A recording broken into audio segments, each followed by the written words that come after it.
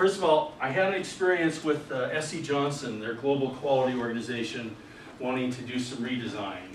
And for reasons that were beyond my control, we got cut from 2 days to 1 day. We're going to do 1 day of diagnosis, 1 day on design. And of course, all the clients want to do design. They don't want to take time on diagnosis. They think they know what the problem is. And I can tell you one thing. Most people don't know what the problem is. That's why they're having the problem. And that's why when they try to fix it, it doesn't go away. It just comes back again. So anyway, long story short, we did, with some careful pre-work, we did the diagnosis, high quality diagnosis, in 2 hours. And so I'm going to give you a possible timeline for a 4-hour session, because if you're dealing with a smaller group of people, it's not going to take even a day to get through all of this and to get good stuff out of it. So I'm going to give you a suggested outline for 4 hours, and then if your group is a little larger or you need to spend a little more time on that and you've got a day budgeted, you, as a facilitator, it gives you the assurance that we're okay, we're going to get through this. So let me share this outline. Okay. First step, very important, step 1, comparing the stakeholder needs and the results. I cannot stress this enough. The client, with your help, needs to fill in those 2 boxes before you ever show up for the design work or diagnosis workshop. Those 2 boxes need to be filled in. And there needs to be some deliberation around what's the focus of what we want to do. Some of your clients may only want to work on one result that's disappointing to them. They want to learn how to close the gap. That's fine. That's not a problem. Some may want to do more than that, but definitely you don't want to try to take a list of 10 items and try to get through it. Okay? So step 1, work with the client, make sure we're clear on what the results are and the stakeholder needs and what it is that we want to understand, what needs to improve. So that's number 1. Then go to culture. Now, you can use Post-its, you can use another way. I found the Post-its are very interactive, and as you experienced, there's no hierarchy because you don't know what the boss is putting down. All the Post-its go up the same, and they relegate themselves to themes. I don't get concerned if that takes an hour. And if you'll see here, we have a 4-hour agenda. An hour of that could be just getting the behaviors identified from the group and put in the culture box that explains the key question here that I always ask is when you've got the whatever number of behaviors, it's probably going to be around 6 or 7. Do those 6 or 7 behaviors logically explain why we're getting the result that we're getting, the result that we're trying to improve? Do these behaviors explain the result? If they're clear and you're clear, then it's time to move on. You may get that done in less than 60 minutes, you know, whatever. Point is, don't be concerned if it takes that long. Then we go to the 4 strategy boxes, and again, we did Post-its for that, if you'll remember.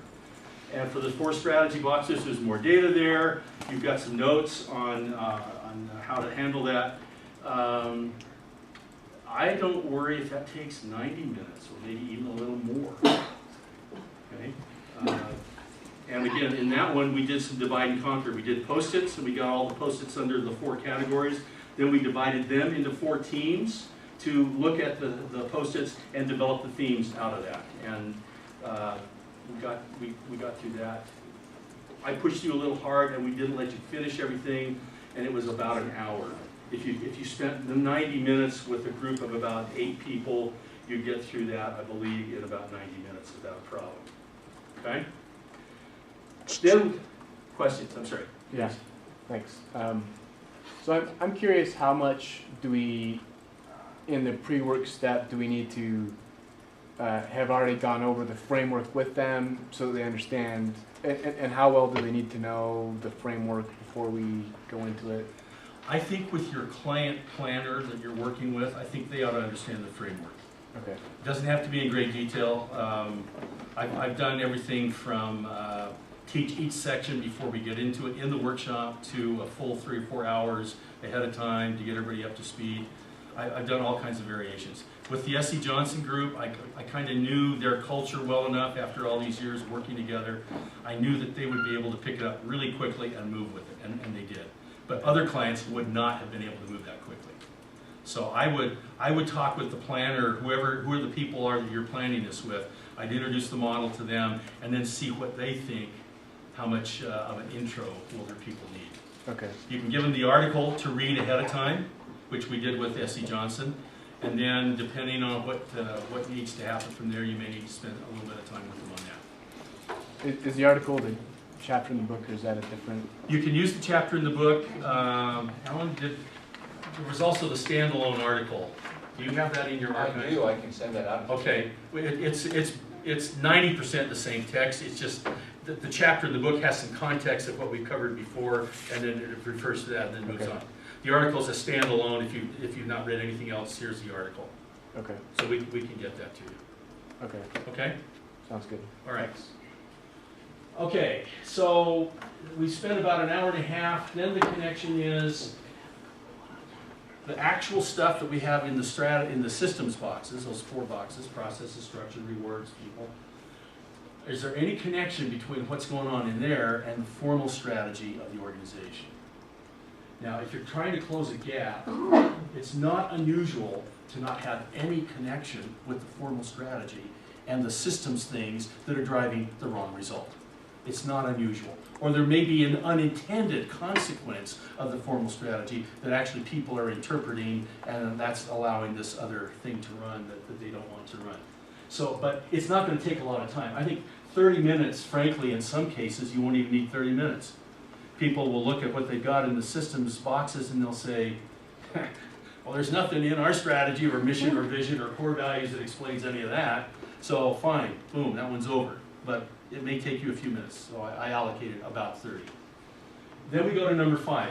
Even if you have connections with strategy in number 4, you still go to number 5 because there are always underlying values and beliefs that are also driving it. In many cases, they are short-circuiting the strategy and they've taken over as the strategic direction, the underlying values and beliefs. And so, and again, a small group discussion to get those out. Yeah. So for the underlying values and beliefs, I'm assuming that we would actually have to go out and meet with other people outside of the client itself. No. No. Here's the, can I do the dot in space? How many lines can you draw through the line? I did that one, okay? Again, the connections are, 1 dot are the behaviors. Another point in space are the systems. And now you extrapolate that and you'll intersect at one place for point C. Those are the underlying values and beliefs. So look at the behaviors, look at the systems dynamics. Now, what do we have in our heads or in our hearts that logically explains this connection of A and B? And they'll come up with the words. You may also have some, and you may want to, I would always let them go first to see what they come up with, but you might, if they need a little priming of the pump, you might suggest one, make sure you tie it to the data. Given this behavior, given these systems, it appears to me that one of the underlying beliefs might be somebody else is responsible. I can't do anything because someone else is responsible. Okay? It's better if they do it and they can do it, if you'll work with them. Okay? So that's number 5. Number 6, what are the conclusions? Are we aligned with our underlying values and beliefs? Are we aligned with our strategy? That is usually self-evident at this point, and usually is a nanosecond to say, no, we got some major disconnects here. Okay? And then about 20 minutes to, okay, so let's summarize. What are the key insights that we got, that you got from this? What are some of the priorities that we need to look at going forward, looking at design? Again, let the client help you identify what this, you don't need to be the expert. You don't need to have all the answers. You're asking some questions. You will have some observations. I would add those in after the client has gone first. They may be looking to you to give them the answers. And I always very subtly just put it right back on them. So what do you see as the key conclusions? What are the ahas for you? They'll have them. Get them out there. If you have something to add to the conversation after they have already built it in. So what percent of the time would you say are you talking versus them talking? That's a very good question. No more than 20%. Okay, so you're just... I'm outlining the process. I give them the step. I give them the task. Boom, go for it. And then I help them if they're having trouble, like we did here. If you're a little stuck on something, what's the behavior? Is this a behavior? Is this, then help out with that. Okay. But about 20%. They're doing it all. Sometimes we've had a couple of occasions where the client said, you're trying to railroad us into something. I said, really? So I go to the wall where it's all their stuff, and I said, now which of these post-its did I put up here? And you said this was the theme. How did I manipulate you to make this one of the themes? And all I'm saying to you is this theme, and the conclusion you just reached now, I don't see it. Can anybody else show me how that connects? No. So, anyway. When they start accusing you, that's because it's getting very close to home, and it's very emotional, and they want to duck. Okay? Dave, All right. so why are Sir. we now at half a day when we started with the whole day, regular time? Just Well, talking? I said some of these people need more if they've got to work yes, yeah. overseas and local, Right. and LDS philanthropies and NAG. I mean, we've got some that are fairly complex. All I wanted to do with this is say, if all you can get out of the client is a half a day, okay, comfortably you can get a good product in a half a day. If it's more complicated than that, if you have a larger group, I'm assuming a group of about 8 to 10 people. That's what most of our groups were like last year. If it's somewhere in the realm of 8 to 10, that group will also move faster than if you have 15 or 20. And if you have 20, I would definitely break it into 2 groups and then take a look at what's a great result, what's a bad result, and let's look at those things. So I'm just assuming somewhere between 4 to 8 hours. If you're set up on this and you've got a day schedule, this says to you as a facilitator, if we took 70 minutes on culture, that's not anything to sweat about. We're doing fine, we're okay. Most of the 8-hour sessions that we schedule, we are really through by about 3 in the afternoon, at the latest. Nobody complains if they get to go back and do other things. Okay, other questions? What happened to my,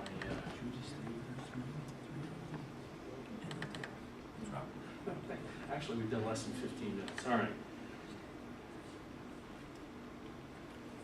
Would it Okay. help for us to send this around to y'all? Yes, we can get this out. You'll send that to me. Yes. I'll get it out. In fact, I'll send you all the slides that we're going to do today. You've got the installment so far. I'll send Alan the next installment. And yes. So are we putting up you kind of referenced, but are we putting up like the model on the board and then filling in each block with them, or?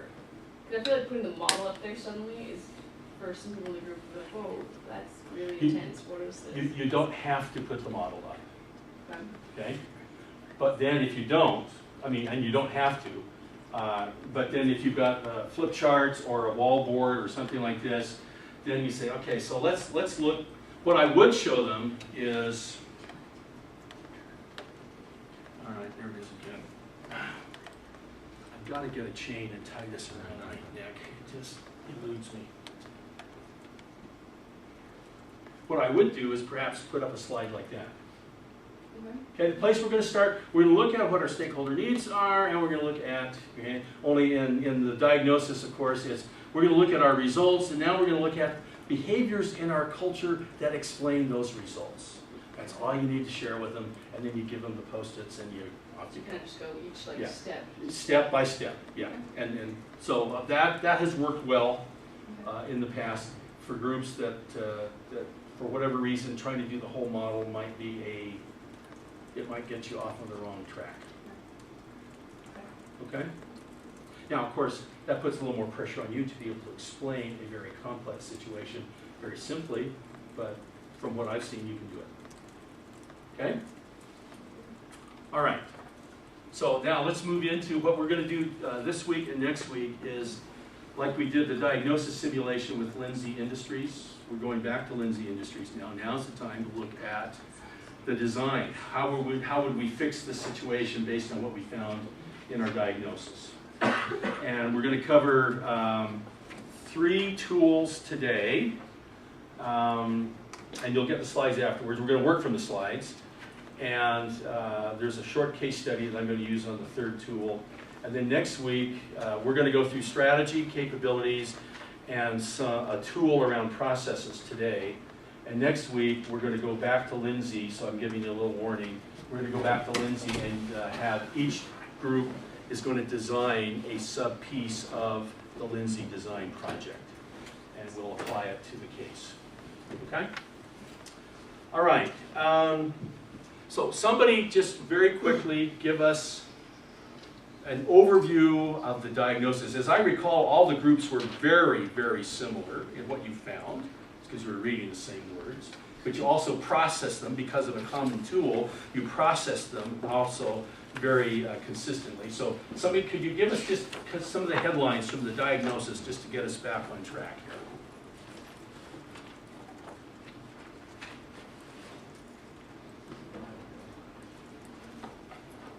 So you want to process this specifically? Just an overview of what you found in diagnosis. What were some of the key results that were missing? That were disappointing? They were losing market share. Losing market share. Their quality was perhaps not as good as it could have been. Okay, they've got a quality problem with this enzyme product that's very advanced, but when the enzymes don't behave themselves, we have a disaster on our hands.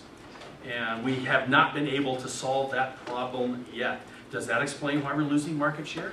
Yes, so the two are very closely related. Yes, please. So they want to be innovative, but almost no innovation is happening there. Okay. And it's really been like diminishing over like 20%. Okay. Yeah. One of the key clues that your innovation is lacking is when you continually lose market share. If you have innovation, that means you ought to have products that are superior to competitions, and they ought to be growing your market share. When you're continually losing, even though the words say we are innovative and we hire the best schools and technical experts and all that, but the innovation somehow is not making its way through the system. Okay? Thank you. Very good. Please. They had 500 plus customer complaints, and also I think because of what you were saying, people don't believe in the product anymore. People are like disengaged. The employees are disengaged. Okay. No one likes to be part of a loser. And when they see that this is losing and the system can't do anything about it, they get disheartened and they lose their enthusiasm. Their creativity, their energy goes down. So there's really no accountability for whose problem it is. It's always pushed on to someone else. Like, oh, it's people eating packaging. Oh, it's A lot of finger pointing. Okay? Now, as a great systems thinker, what does this say to you? When everybody's pointing the finger at everybody else, and you're learning about how systems function, what's the answer to the finger pointing?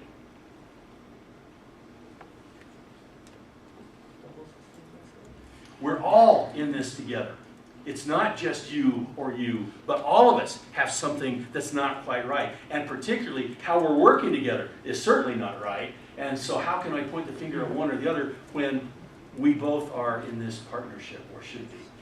Okay? All right? Good, good. Charlie, did you have something? Oh, I'm sorry. Tell me your name again.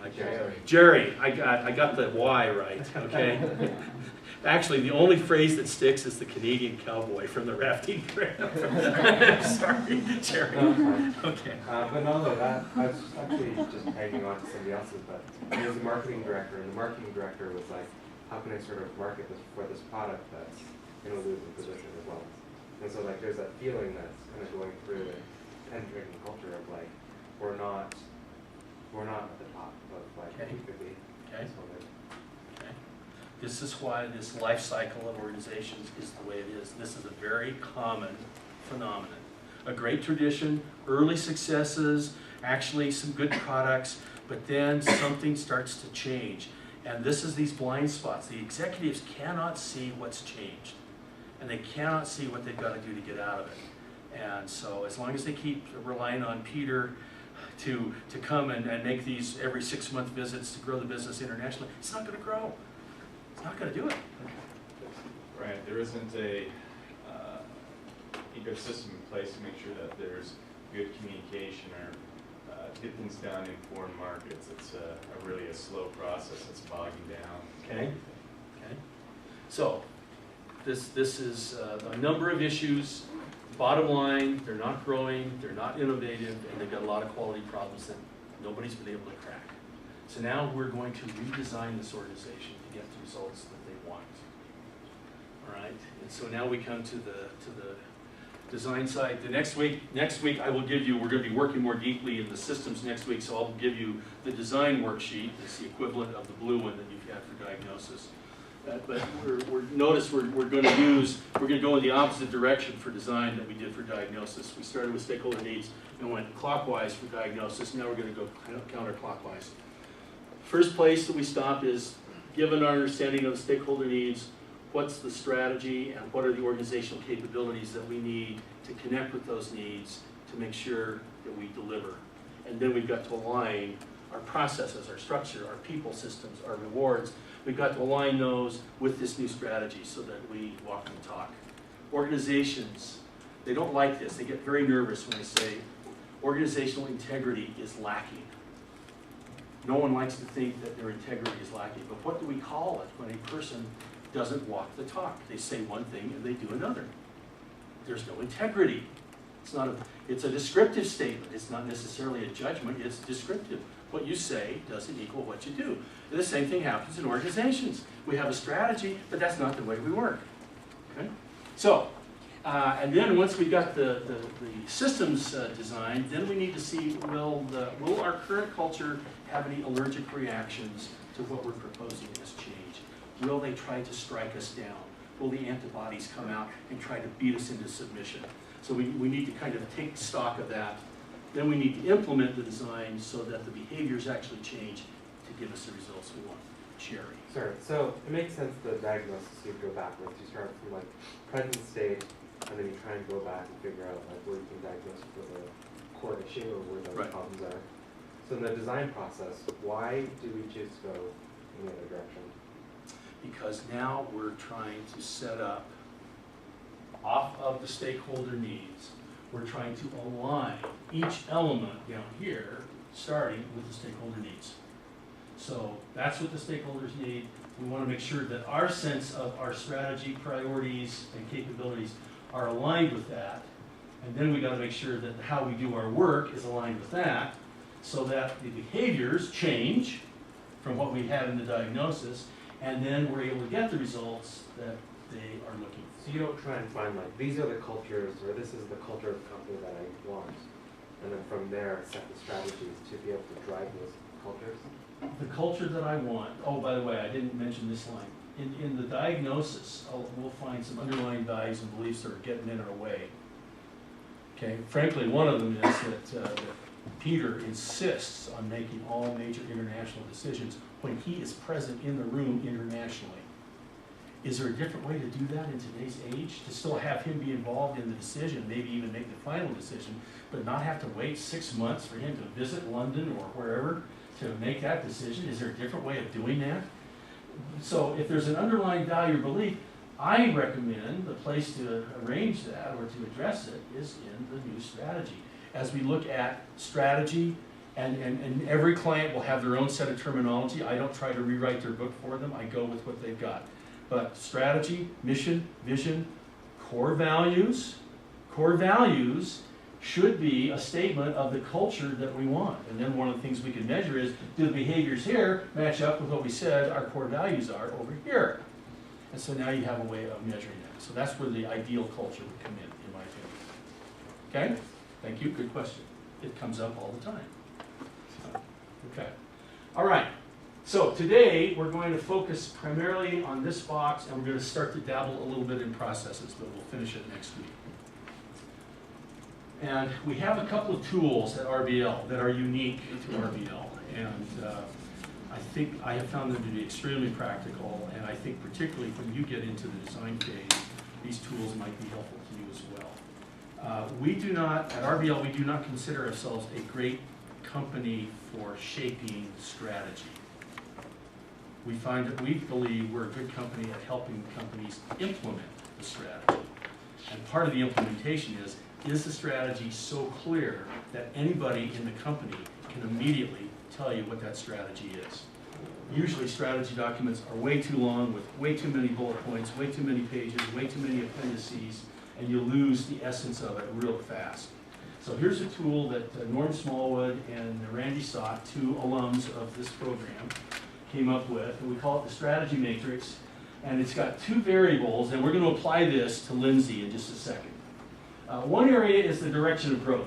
Where is it that the company expects it will get its growth from? Is it from more products and services? Is it, and this is a tricky one, so I'm going to have to drill on this one for a few minutes. Is it by focusing on a customer or market niche and delivering more services or products to that niche? Is it through the use of technology we'll grow more products and services that we can deliver? Is it because of our superior production capability that we'll be able to grow? Or is it because of our uncontested distribution channels that we'll be able to grow faster than competition? Those are elements of growth, and I'll elaborate on that again in a second. Then on the other hand, we have the customer value proposition. What is it that will win our customers to us? This is going to help us grow, but this is going to keep loyal customers with it. Will we compete on the base of price, on speed, on the level of service that we give, on the quality of our products and services, on the innovation that we represent and bring to the market, or on the value, which is the price and the cost and value trade-off? So here are a few definitions for each of those and a couple of examples. If our growth is coming through products and services, then we sell more products and services to more users, and that's how we grow. And that's certainly been Procter & Gamble, where they started as a soap company, and now they're in all kinds of businesses that Procter & Gamble never dreamed of. So we leverage our product by bringing it to more users. Customer markets, we sell more to segment needs. And this is one that a lot of clients, when they see customer, they think of customer service. This is not customer service. This is, we have a specific segment of the market that we're aiming for. Ritz-Carlton aims for the top 6% of economic change. Okay? They don't care if something is too expensive. Their customers, the ones they're aiming for, don't care how much it costs. One guest at one Ritz-Carlton insisted on repainting. First of all, they rented a whole floor, and they insisted on repainting every wall and ceiling to be yellow, and to replace every carpet to be yellow on the whole floor. Wow. You want to know who it was? It had It was the Dalai Lama.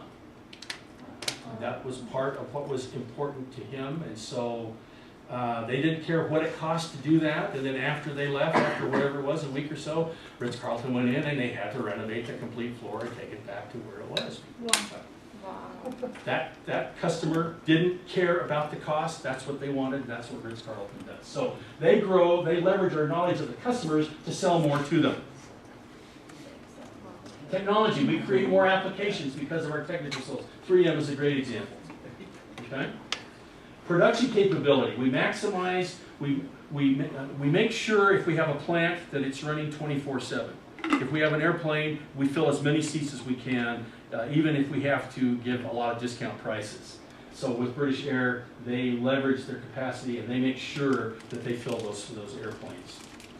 Distribution, we leverage the channel, Amazon, they can sell more things through it. I'll tell you what, and then Charlie can be my witness. In the last 6 months, if I go into any of the local stores and I can't find something, I go home, I get on Amazon, and with my Prime membership, I find exactly what I want, and it's delivered to my door within 2 days. And so that's, I've come to appreciate what a distribution animal Amazon has become. Okay, then we've got the customer value proposition. Do we offer a lower price? Are we faster with what we deliver? Do we have a better customer experience because of our service? Does our quality mean that the product or the service is superior to others? Innovation, we meet in new and unique ways, and then we have this quality price balance point that for them says this is value. So very quickly, a couple of examples. P&G, I would definitely put in the quality of products and the number of products and services. That's how they grow, and that's what they offer to the customer. P&G products are not cheap. Charlie was quite happy the day we left Procter & Gamble because she then started buying a few cheaper products much to my consternation. But anyway, that's what P&G is. That's what they expect to earn your loyalty because you pay more but you get more. That's their meaning. Okay. Walmart, on the other hand, enormous distribution channel advantage over most competitors, and they compete on price. So if you want a $4 prescription, you go to Walmart. The neighborhood pharmacist is not pleased, but the neighborhood pharmacist cannot match their value proposition. So that's Walmart. Here we have Ritz-Carlton. Okay, the customer, again, the top 6, this is a specific market niche, top 6%, and they focus on service. As they have shown, service doesn't cost the company any more than non-service. And then we've got Amazon. Again, distribution, you want to know who Walmart is afraid of in terms of competition? It's Amazon. Amazon is now experimenting with, in some areas, they're building a lot of warehouses to have a lot of product. The dream that Jeff Bezos has now is you order on Amazon, and either later that day or at the latest the next day, you get the product at no shipping charge. Now, if you think, and when I have to go to Amazon right now to get some of the products that I don't find in Walmart, what do you think is going to happen if they offer me that option? So, anyway, that's where they compete. Now, the question is, where do you think Lindsay Industries ought to play going forward? You've got their history, you've got their heritage, you've got what they take pride in. You also have what they're having struggles with. We're going to design a system to get the results that Lindsay needs. What cell do they play in? And this is the one thing about this little matrix. It is very difficult. You have to pick one cell. You can't say, well, it's really both service and quality. We've got to have both of those. Wrong. For this purpose, you've got to pick one, and only one element of growth. That is, you can only have one cell that you claim as the strategic choice for Lindsay Industries going forward. So that's what we want you to do. Take some time, enter tables. Let's take about 10 or 15 minutes. We'll see how it's going. And I'd like each group to tell me the cell that you think Lindsay Industries ought to be playing in. Each group, tell me where you came out. Which cell? The one and only cell. The reason for one and only, when times get tough and people get emotional and pressures are running high, they start to go all over the place. In those very moments, everybody has got to be very clear on what the imperatives are, and you dare not stray from that. So, who'd like to go first? Which cell, please? Quality and products. Quality and products, okay.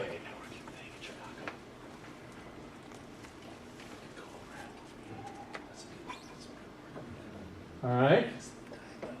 That's the P&G quadrant, okay? Who else, please? We did the same. Same, all right? So we have 2. Same, okay, 3. Yeah, boring. We said innovation. We kept the same products and services. We said innovation. Innovation and products and services. Yeah. Okay.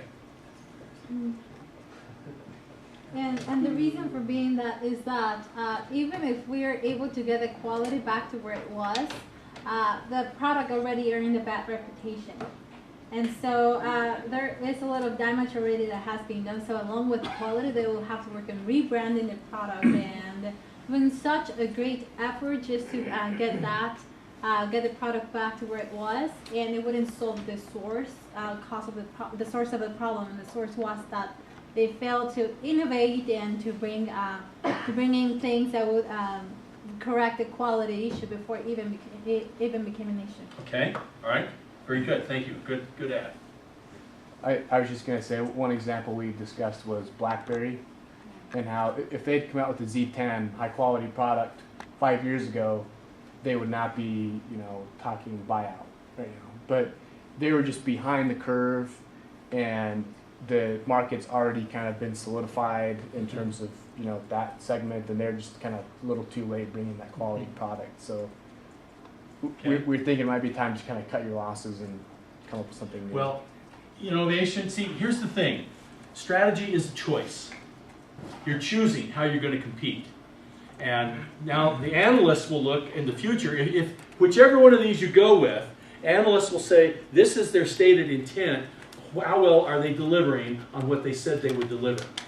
And regardless of what the terminology is, if you're not delivering what you said you would, they're gonna be marking you way down. So good choices, okay? I wouldn't argue with either one of those, frankly. It's a matter of choice for the leadership team. Now, let me just ask you this. What did you find happening to yourselves as you were going through this discussion to get to the one cell?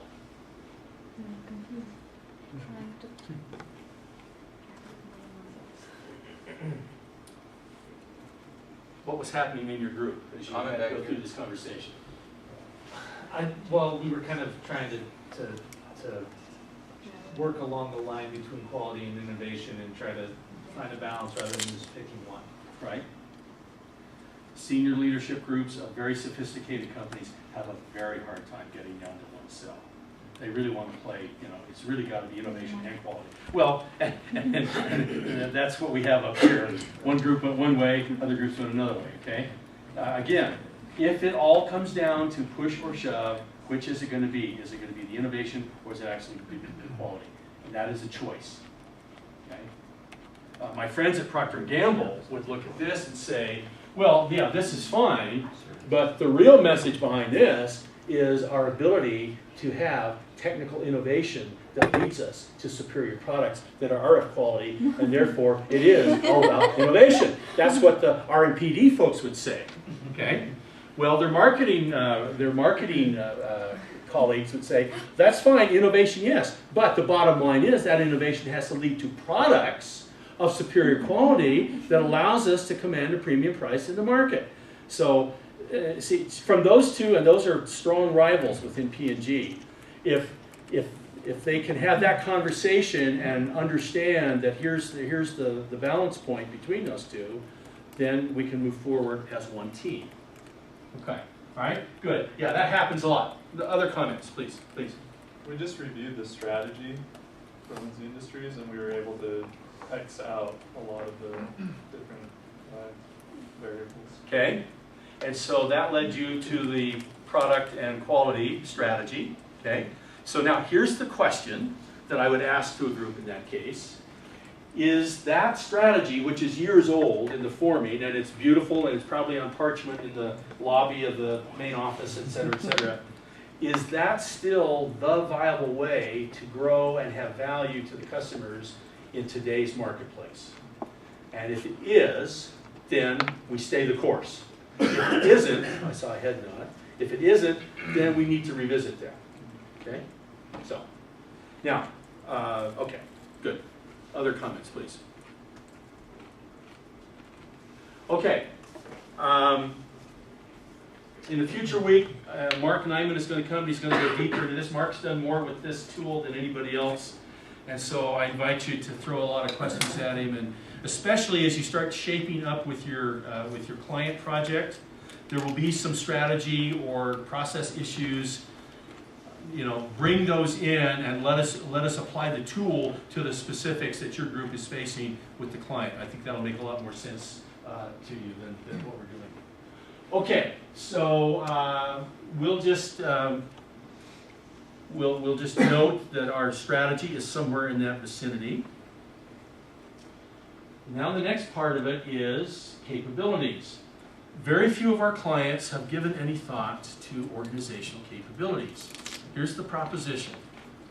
In order to deliver on whichever of these strategies we came up with, in order to deliver that, what organizational capabilities must be evident everywhere in the organization in order for us to deliver on that? Okay? Now, here's a list that we use.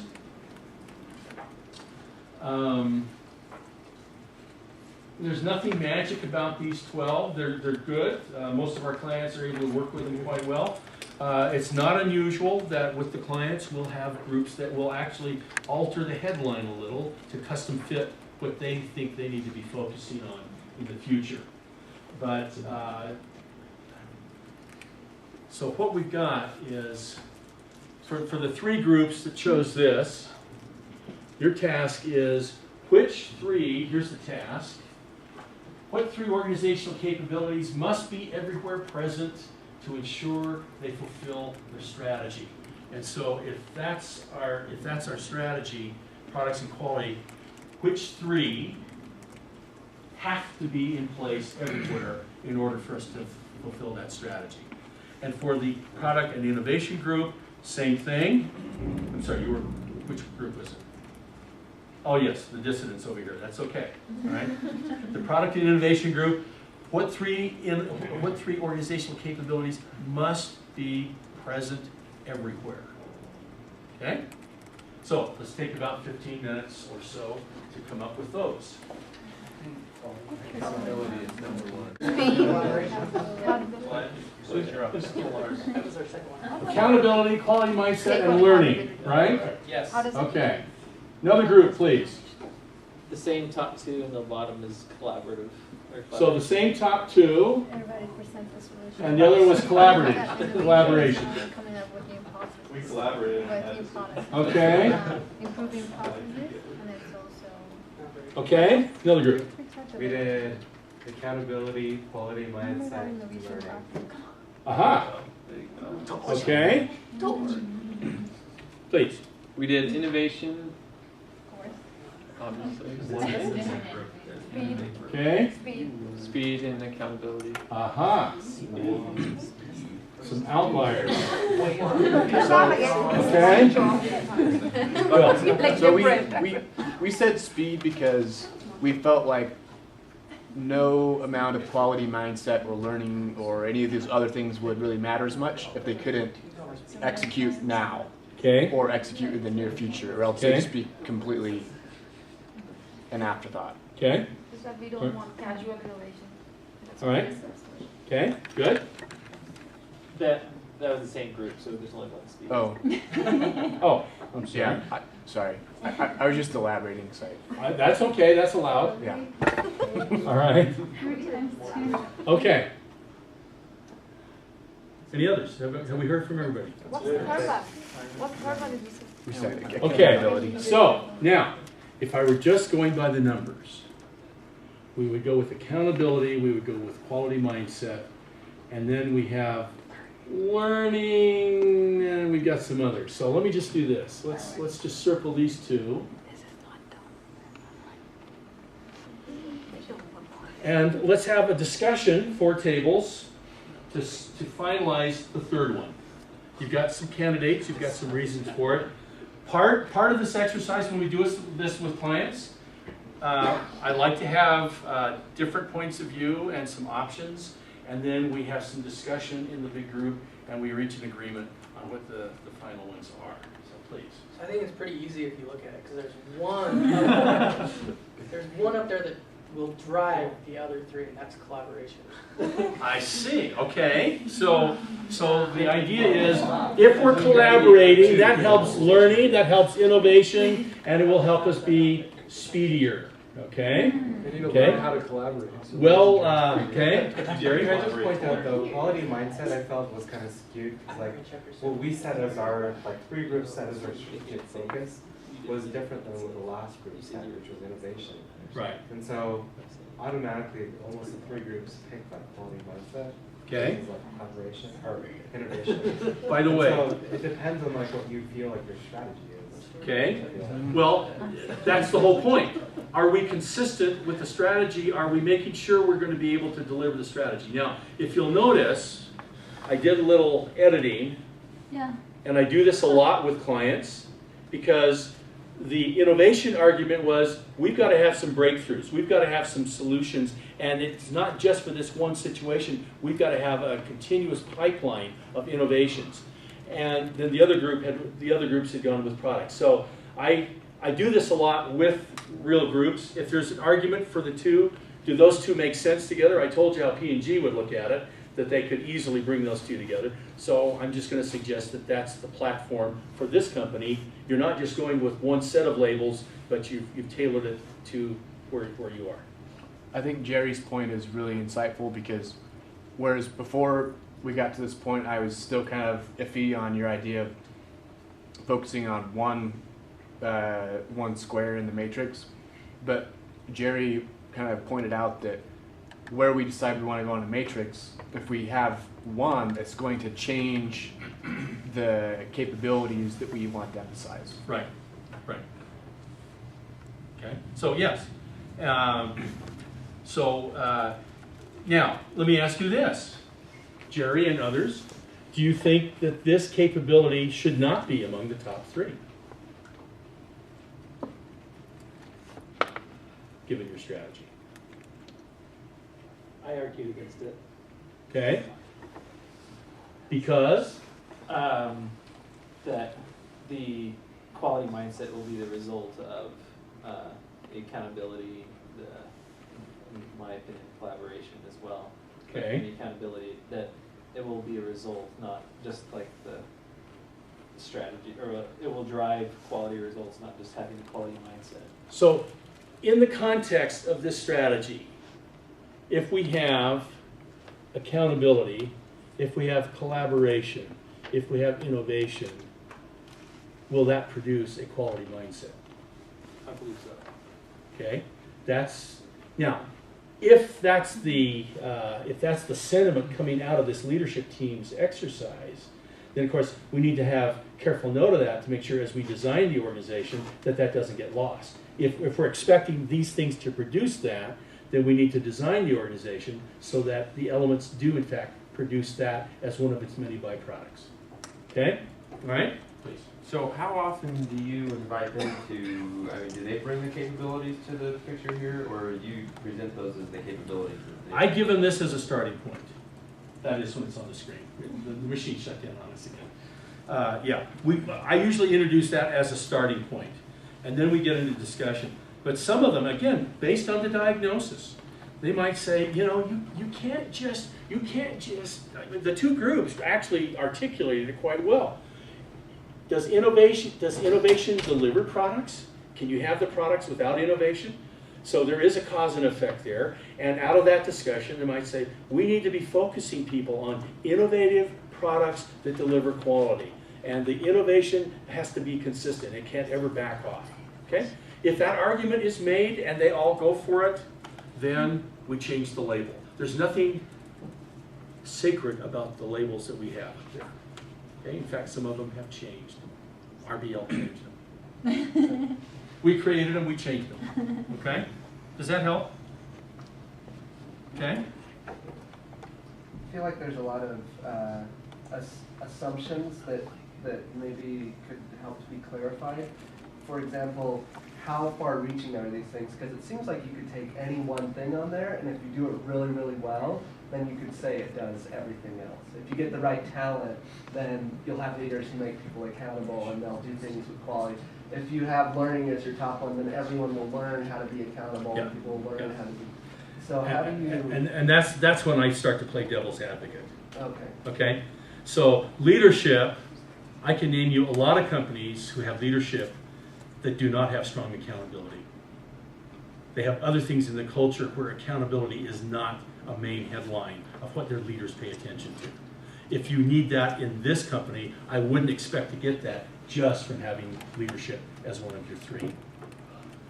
Okay? And so then we have to say, how important is it to have that accountability?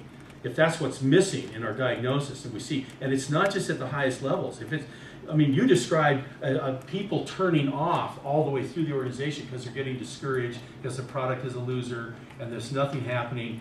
Everyone needs to start taking accountability for that. Well, then that speaks in favor of that one coming up to the top of the list. If that's what you found in your diagnosis. Okay. If you have a quality mindset already that's been strong and traditional, and we've got a lack of accountability, and frankly, we've got too few people really focused on innovation, especially with this supplier situation and the enzyme product. If we're not being innovative around how to handle that, then perhaps that speaks for that one coming up. So again, strategy and diagnosis to me are the criteria when I start discussing with people their options for the organizational capabilities. And the other thing that I would say to you is, and we'll get into this as we get going, but depending on the three you choose, one of our clients, they said, okay, so when they picked their three and they said, now can we go through the design process for each of these capabilities to make sure that we actually deliver these capabilities throughout the organization? And we said yes. So one of the things we're doing for them is we're running a whole design workshop around each of these strategic capabilities that they have chosen.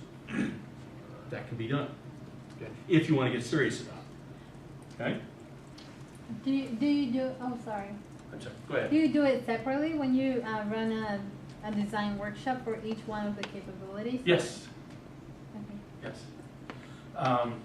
One of the things we found and in fact we're going to experience it next week, because we're going to take the 4 systems boxes and each group is going to design one based on our strategy and our org capabilities. And then we're going to bring the 4 together and see how well they connect. One of the things that we found is when you design around a specific parameter and other groups are doing it against different priorities, you get some very creative differences in the recommendations. Most of the time, they are not at opposite with each other. They're just different options to choose from. And then they're able to bring them together quite nicely. So yeah, I would break them up. I would focus on each of the 3 and then see what we've got. If everybody's done the same diagnosis, you could break into subgroups and work on specific topics and come back together. And it's been amazing to me, not just in case studies, but in literally multi-billion-dollar implications of how the design has come out much better because we've done 3 separate looks at it and then brought those together. Okay. Go ahead, another question. I'm sorry. Yeah, no. So if our strategy is to provide quality, one of our capabilities then is to have a quality mindset. Like in some ways, you know, being a deviant somewhat on it, isn't that already obvious? So can you just say you need strategic alignment? And it's like, I mean, that's like the meta capability, right? Just align with what your strategy is. Well, yes, but Clint, very few companies do it. And well, so, in terms of, then, I mean, I think we came to the conclusion that it's not a very good, it wasn't a great capability to go with, just because what does that really tell us to say strategic alignment, right? So align with our strategy. But anyway, sorry, you were saying that companies don't do it. just a second. Well, I was saying companies don't do it. Let's see if we're. You blink to the screen, so you just have to unblink it on the console. Yeah. There you go. Okay, all right. Multiple systems here. See, strategic alignment says we're good at creating a shared agenda around our strategy. So if our strategy is around quality and you chose the strategic alignment, that would be saying we're working to get everybody to focus on innovative products of quality. That's what we're focusing on. And if that connection works for you, then you don't need to choose the quality mindset as an org capability, because you'll have some other things in there. But if the diagnosis says, you know, not enough people have a quality mindset. They have a bureaucratic mindset. They have a process. They have a deadline. They have a task mindset. And, you know, we've got a problem with a supplier in our product, and nobody in the plant feels like it's their responsibility to do anything about this quality problem.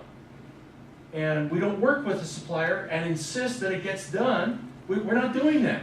So is that a quality mindset? If that's not there and we don't want to leave that to chance in the future, despite all of our heritage around this, then maybe, to make the point, you choose quality mindset as one of the things to then design in. How do you, see, you could turn it into, how do you design in a quality mindset into the organization? How do you design that so that it's there? Now, I'm not trying to say what's right or wrong. I think you've made a good case that strategic alignment could actually, around that strategy, could also be a way of addressing that issue. Again, this is a matter of choice. So. I know I made a few comments, so I'll pipe down after this one, but I almost wonder if organizational capabilities, I just had this thought I mean, we want to be good at all of these things, right? Right, But sure. but what we really care about is how we're going to differentiate ourselves.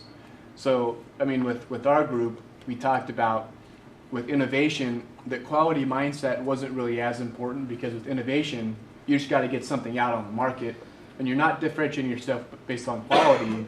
You're differentiating yourself based on you've got something out there that nobody else has yet. And then once you have that product, then you can focus on quality later. But right now, our mindset is we got to get something new out on the market. So that's kind of the. I mean, is that a good way to think about it? You want to. These are the capabilities that you want to differentiate yourself by, or differentiate and be aligned with the strategy. Okay. Now, see, the value of this exercise is this very discussion. We've had a good challenge on, do you really need quality mindset when you've got quality in the strategy and you've got other things that might deliver that? We've had the strategic alignment might be another way to come at it since we've already got quality in there. Okay, and now we've got to have the innovation, because the innovation is a way of being. It's not just a bunch of products. It's the engine that will deliver those products. It is also the engine that might lead to a breakthrough with our enzyme problem with the supplier. If we really became committed to an organization of innovation, we've got this problem, we've got to be innovative and work with the supplier to make sure we get this solved. So these are all good arguments. This conversation is why we use, with the strategy matrix and with this tool, to get everybody that's in the room, and hopefully we've got enough of the leadership, that when we finally make a decision, you'll remember exactly why the 3 were chosen and why other very good candidates were not chosen. And then we can design around those as inputs to what we're going to do next week. Okay? Do you have like a best practice? You said that sometimes the capability is not chosen because it's already part of the strategy. In your experience, would it work to put it in or to take it out because it's already part of the strategy? It's a matter of choice of the group and what they want to emphasize. Okay? It really is. I don't have a position. My position is what the group becomes very focused on, and those become the criteria for our design. That's what I go with. Okay? So, suggestions for what our final 3 are, and then we're going to take a break. This will speed up the discussion. Accountability. It looks like everybody's good with accountability. Okay? From the diagnosis, I would say accountability is very critical at the time of the organization where people are starting to settle back and look to whoever is above them to start making decisions, to have more accountable. So, okay, fine, that clicks. What about quality mindset? Yay or nay after the discussion? Yes. Okay, all right. Again, going to be consistent. All right, fine. Now, what's number 3?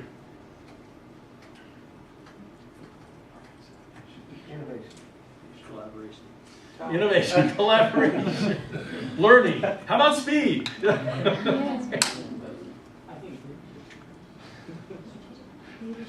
Somebody make a recommendation.